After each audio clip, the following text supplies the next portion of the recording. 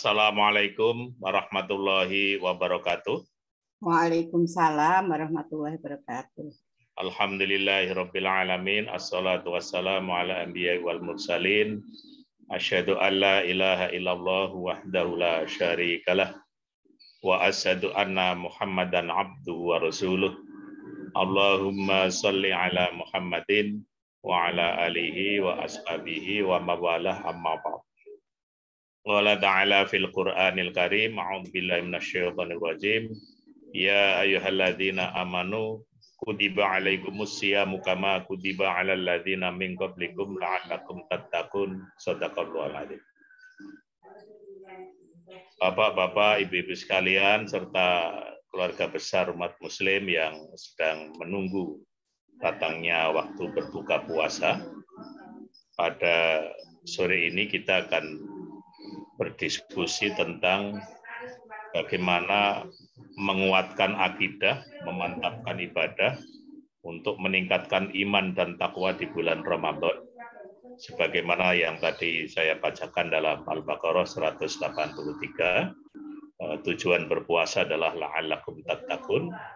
Nah, untuk memperdalam materi yang berkaitan dengan meningkatkan kualitas iman dan takwa, pada sore ini telah hadir narasumber kita, Ibu Dr. Sri Panca Setiawati, Magister Pendidikan dari UNP Kediri.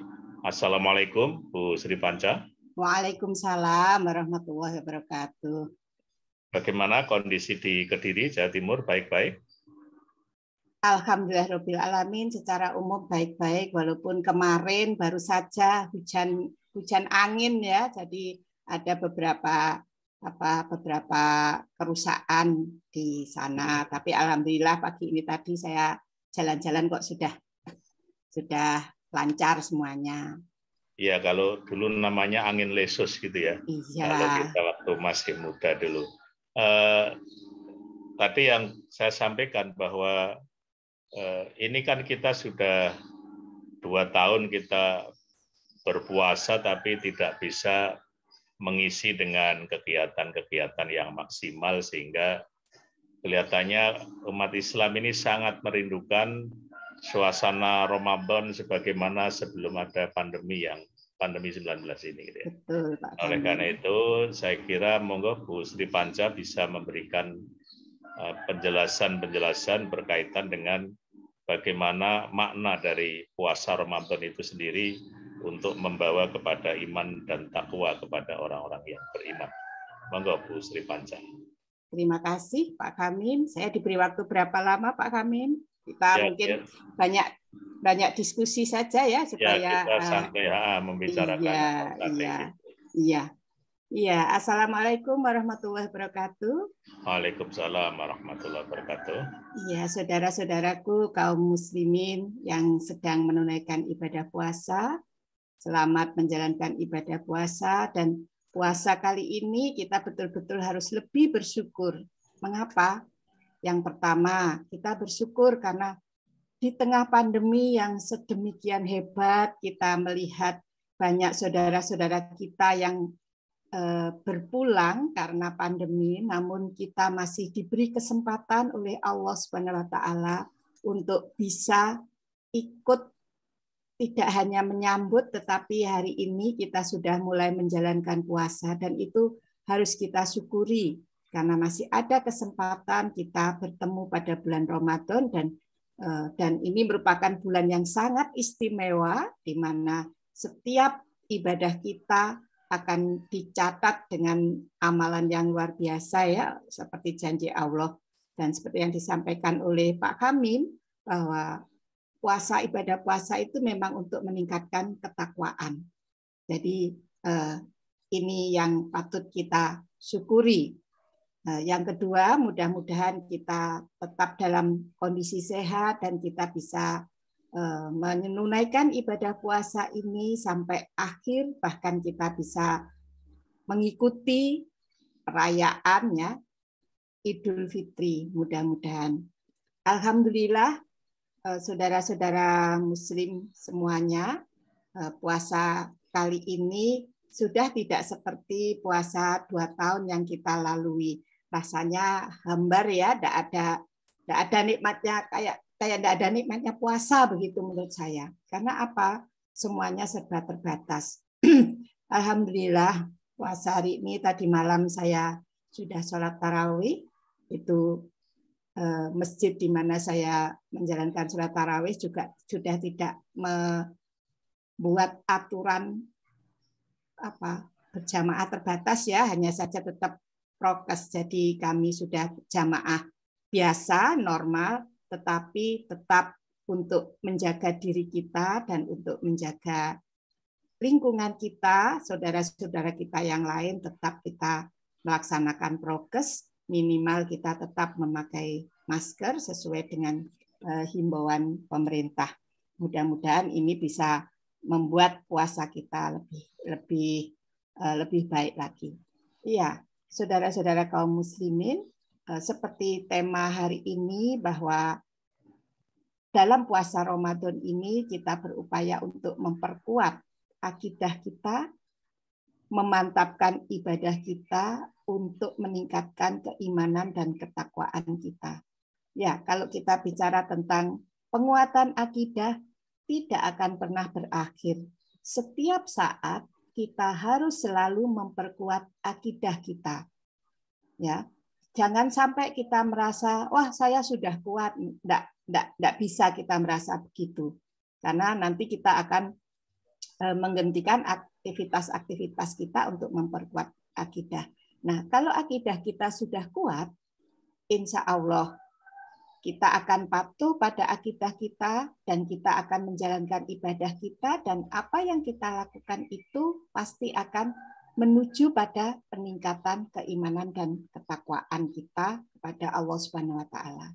Itu kaitannya dengan yang sudah meningkatkan iman dan takwa gitu ya, Bu Panca ya. Ya.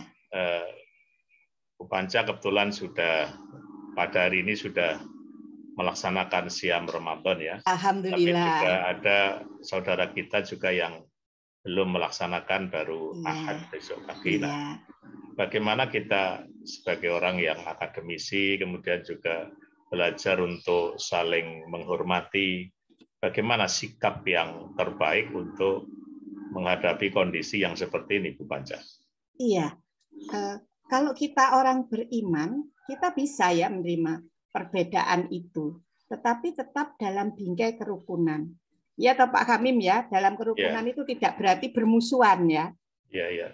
Ya, tidak berarti bermusuhan. Kalau ada yang berbeda, ya kita harus saling menghormati, karena setiap kelompok itu pasti mempunyai dasar dalam menjalankan ibadahnya. Nah, itu keyakinan pada ibadah yang dijalankan itu tentunya ada keyakinan. Nah, inilah yang bagian dari akidah itu. Jadi kepatuhan kita pada akidah itu. Jadi kita tidak perlu mempersoalkan perbedaan-perbedaan itu. Mari kita hidup rukun walaupun tetap ada keberagaman. Nah, itu bagi saya itu merupakan keindahan ya. Justru ini kalau mau dijadikan ujian kesabaran ya bisa, karena kita menjaga lisan kita, menjaga hati kita untuk tidak alok begitu ya. Masing-masing mempunyai keyakinan dan masing-masing mempunyai dasar. Kalau saya sebagai muslim seperti itu sikap saya menyikapi ini. Jadi saling menghormati, saling menghargai dengan keyakinan dan dasar yang digunakan masing-masing. Banyak ya Pak Kamim ya di dalam kehidupan seharian seperti itu. Ya, jadi memang kalau suatu keberagaman itu kan suatu keniscayaan ya, tinggal suatu realitas. Nah, tinggal bagaimana kita dengan itu bisa memanage dengan baik, dan sekali lagi bahwa puasa yang kita harapkan untuk meningkatkan kualitas iman dan takwa kita, maka tadi yang disampaikan oleh Bu Panca itu termasuk ujian kesabaran. Ya. Kemudian juga saya kira ujian-ujian yang dihadapi kita ini cukup banyak untuk meraih kepada iman dan takwa. Nah, kaitannya dengan ini mungkin ada beberapa resep dari Bu Sri Panca bagaimana kiat-kiat untuk meningkatkan keimanan dan ketakwaan, karena di Al-Baqarah 183 itu kan dengan harapan meningkatkan iman dan takwa. Kalau begitu berarti kan ada juga yang ketika berpuasa tidak bertambah iman dan takwanya gitu ya.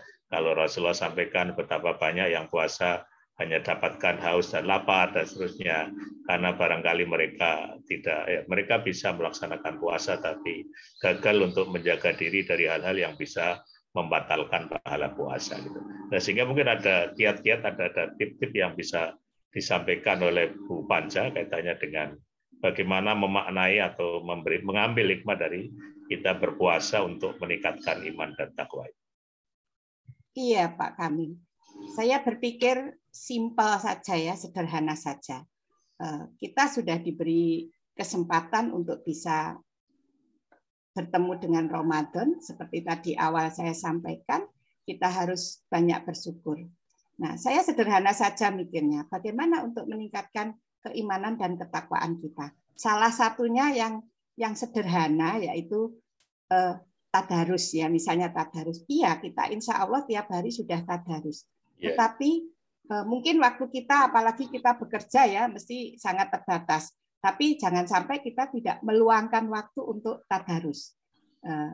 Saya pribadi berusaha. Ya memang harus diciptakan, kesempatan itu harus diciptakan, jangan menunggu kesempatan. Nah, misalnya tadarus. Saya berpikirnya sederhana. Pada bulan suci Ramadan ini pasti kalau yang punya kantor, itu kegiatan kantor itu kan mesti berkurang waktunya ya. Masuknya lebih siang, kemudian pulangnya lebih awal. Iya. Asik itu ya. Iya. Nah, supaya kita meningkat, kalau kemarin kita misalnya tadarusnya hanya 5 ayat, lah ada kesempatan jam kantor yang tidak digunakan ini tadi. Nah, kenapa kita tidak membuat agenda untuk diri kita sendiri?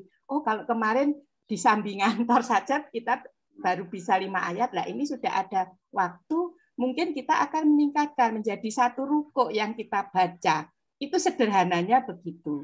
Dan kita diberi kesempatan untuk waktu beribadah lebih banyak, misalnya dengan kesempatan sholat tarawih, ya itu luar biasa ya, kita berusaha untuk menjalankan dengan baik. Jadi tadarus, surat tarawih, berbagi itu banyak kesempatan di bulan Ramadan. Berbagi apa? Berbagi kurma saja kan akan menjadi nilai ibadah kita. Nah, kalau kita taat pada akidah dan kita memahami itu, insya Allah apa yang kita lakukan di bulan Ramadan, andaikan belum dimulai pada bulan Ramadan, bukan berarti kita melakukan hal-hal yang baik, melakukan kebaikan itu hanya pada bulan Ramadan, tidak seperti itu. Tetapi ini kesempatan yang baik untuk mengajari diri kita bagaimana kita meningkatkan diri dalam hal keimanan kita. Saya kira itu Pak Kamil, pemikiran saya sederhana saja. Ya. Jadi kaitannya dengan tadi memang ada salah kaprah juga di masyarakat ya. Jadi seolah-olah itu kebaikan itu semuanya hanya dikumpulkan di bulan Ramadan tapi kurang terderivat kepada 11 bulan yang lain. Betul. Makanya mungkin juga ada kiat yang berikutnya setelah kita berhasil untuk menata siam kita di bulan Ramadan ini, bagaimana kita bisa mengejawantahkan kebaikan-kebaikan selama 1 bulan itu untuk mensikapi kehidupan yang lebih baik pada 11 bulan berikutnya. Gimana tuh Bu Panca? Iya, jadi seperti yang saya sampaikan tadi, kalau kita belum belajar, nah mari kita mulai belajar meningkatkan diri kita di bulan Ramadan ini. Ya memang ada motivasi-motivasi ya, Pak Kamim, ibadah di bulan Ramadan itu janji Allah juga luar biasa ya balasannya bagi orang-orang yang menjalankan dengan penuh keimanan dan ketakwaan. Dan ini juga bisa meningkatkan keimanan dan ketakwaan kita. Nah, bagaimana setelah, ya gampangnya setelah Idul Fitri misalnya ya, karena gongnya di sana, ya kita tetap berusaha. Kalau tadinya kita selama bulan Ramadan kita misalnya subuh kita berangkat ke masjid, kenapa tidak kita teruskan aktivitas yang baik itu. Kalau habis subuh kita pada bulan Ramadan bisa tadarus, atau setelah sahur kita tadarus menunggu waktu subuh, ya. Nah, kenapa kita tidak melakukan di hari-hari? Toh hari-hari itu saya pikir sama ya. Jadi kita kalau hari-hari di luar Ramadan 11 bulan yang lain, kita juga mungkin insya Allah bangun sepertiga malam, kita menjalankan tahajud, ya, sholat malam atau sholat yang lain. Nah, setelah itu kita menunggu subuh, kita tetap tadarus. Nah, nanti setelah subuh sebelum kita bekerja, mungkin kita juga masih bisa menambah tadarus kita. Nah, itu saya kira insya Allah bisa kalau memang ada niat, nama lu biniat, ya, bahwa semuanya itu harus didasarkan pada niat. Insya Allah kalau niat kita kuat, Allah juga akan membantu kita. Saya berpikir seperti itu, Pak Kamil. Ya, jadi di samping tadi meningkatkan ibadah-ibadah mahdhoh itu ya, bulan Ramadan kan juga sebagai media untuk kita membangun kesalehan sosial gitu ya, tadi Betul. berbagi dan sebagainya. Gitu. Nah, bagaimana realisasi yang bisa kita lakukan sehingga kebiasaan yang baik itu untuk banyak berderma, banyak membantu orang lain dan sebagainya, itu bagaimana bisa menumbuhkan, terutama diawali dari anak-anak kita yang masih di anak usia dini, anak pendidikan menengah dan sebagainya, sehingga mereka itu akan punya semangat untuk berbagi, untuk melihat kesulitan-kesulitan orang lain, bisa berempati dan sebagainya. Bagaimana yang bisa dilakukan, Bu Panca? Iya, saya sewaktu dulu masih mengajar di SMA, ya, di SMK, saya memang, ya, mungkin ibadah kok dipaksa. Ya, di awalnya memang begitu. Misalnya anak-anak saya beri pendidikan, ya. Kalau tiap Jumat kita kumpulkan sebagian dari uang jajan. Nah, nanti kalau misalnya ada teman yang membutuhkan, kita sampaikan. Termasuk misalnya ketika kadang-kadang kalau anak SMA itu ada sekal, ya, ada sekal. Termasuk pada anak saya sendiri, alhamdulillah bisa berjalan. Jadi anak saya pesan, nanti kalau ada temannya yang nggak bisa ikut skal, bilang ya dengan ibu, pokoknya temanmu harus ikut bagaimanapun caranya. Nah, opsi yang pertama, sampaikan ke teman-teman yang lain untuk mengumpulkan sebagian uang jajannya. Nanti saya juga akan bicara dengan para orang tua. Pokoknya nobody behind, ya, left behind, ya, enggak boleh ada yang tertinggal. Jadi teman sekelas itu harus ikut. Nah, saya mengajarkan begitu. Jadi kita berbagi, tidak hanya pada bulan Ramadan. Termasuk kebetulan saya adalah pengurus Dharma Wanita, ya, di Cabang Dinas Pendidikan Wilayah Kediri. Kami juga mengadakan ini untuk juga edukasi, ya, Pak Kamim, edukasi. Ya memang agak dipaksa, artinya diwajibkan itu kan dipaksa. Lama-lama kan nanti menjadi kebiasaan. Nah, di ibu-ibu Dharma Wanita Cabang Dinas Pendidikan, itu di wilayah Kediri ada 33 unit, ya, SMA, SMK. Nah, itu memang kami, meskipun tidak Ramadan, kami memang agendakan, kami jadwal Jum'ah Berkah misalnya, melaksanakan Jum'ah Berkah. Itu kami jadwal. Jadi sekolah itu wajib menyelenggarakan Jum'ah Berkah untuk lingkungannya, ya, untuk lingkungannya di sekitar sekolah. Nah, salah satu caranya adalah seperti itu. Jadi diwajibkan dulu, nanti artinya dalam pendidikan kan ada kebiasaan, itu mesti dimulai dari pembiasaan. Nah, kalau seperti ini pemaksaan dalam tanda petik, itu proses pembiasaan. Nanti kalau sudah kulino juga akan otomatis, ya, dia akan menjalankan. Mudah-mudahan begitu. Jadi itu ini, ya, penjabarannya atau implementasinya yang saya sampaikan tadi. Termasuk kita harus menjadi teladan, ya, bagi lingkungan kita. Dulu waktu di kantor saya memang non sewu, saya sebenarnya bukan pamer ya, hanya saya hanya mencontohkan ini apa menjadi teladan itu seperti apa ya. Alhamdulillah akhirnya juga banyak follower saya. Jadi saya memang menjadi donasi salah satu panti asuhan begitu. Kemudian teman tanya, Bunda gitu itu Bunda memberi berapa? Ya semampunya, seikhlasnya. Kalau memang banyak ya bisa banyak. Nah, belajar dulu nanti lama-lama kan juga bisa ini. Caranya bagaimana? Lah sampai pengen ikut apa gimana? Ya kalau pengen ikut, akhirnya alhamdulillah menjadi banyak ya follower saya di kantor yang mau berdonasi dengan sukarela. Itu. Jadi itu cara saya pribadi ya bagaimana untuk mengimplementasikan apa yang sudah kita pelajari ya, kita belajar dari terutama ketika kita bulan Ramadan sehingga pada bulan-bulan berikutnya tetap.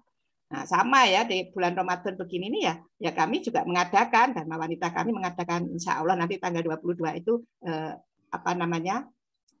baksos ya untuk teman-teman yang PTT, kemudian untuk kaum du'afah di sekitar kantor, Pak Becak, Pak Ojol itu sudah menjadi agenda rutin. Jadi insya Allah, dan kalau kita mengadakan, ayo ibu-ibu iuran itu luar biasa ya tanggapannya ibu-ibu, artinya ya saya berbaik sangka bahwa ibu-ibu sudah sadar peduli sosial ya, jadi peduli lingkungan itu Pak Hamim. Ya, saya kira masih banyak hal yang bisa diungkap kembali, tetapi karena waktu yang membatasi kita, Bu Panca, terima kasih atas sumbangan ilmunya, dan nanti kita minta waktu yang untuk episode yang berikutnya. Dan pemirsa, demikian yang dapat kita sampaikan. Sebentar lagi kita segera berbuka puasa. Assalamualaikum warahmatullahi wabarakatuh. Waalaikumsalam warahmatullahi wabarakatuh. Terima kasih Bu Panca ya.